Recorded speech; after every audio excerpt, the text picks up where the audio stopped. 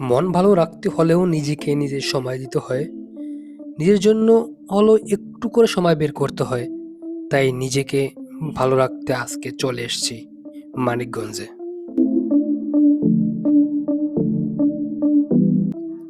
আজকে আমি চলে আসছি মানিকগঞ্জ জেলার মত্ত মঠে। এটি একটি বিশাল মঠ। এর বয়স ২৫০ বছরের বেশি। এই মত্ত মঠ নামেই সবার কাছে পরিচিত এটি। এটি অবস্থিত মানিকগঞ্জ সদর উপজেলায়।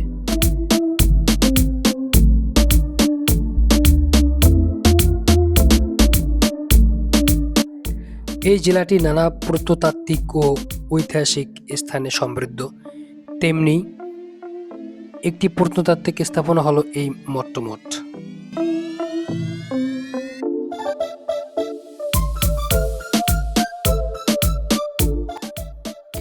এই মঠটি ২৫০ বছর পুরনো হলেও এটি আজও কালের সাক্ষী হয়ে এখানে দাঁড়িয়ে আছে এই মঠটি। ইতিহাস মতে এককালে এই স্থানে হেমশন নামের এক অত্যাচারী জমিদার শাসন করতেন। অত্যাচারী জমিদার হেমশন তার বাবার শেষকৃত্যের স্থানে এই মঠটি নির্মাণ করেন। জানা যায় এই মঠটি নির্মাণ করতে ইরাক থেকে কারিগর নিয়ে এসেছিলেন হেমশন।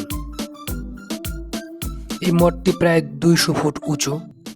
স্থানীয় নিটল দিঘির পারে ১৫.৫% জমির উপর এই মঠটি অবস্থিত।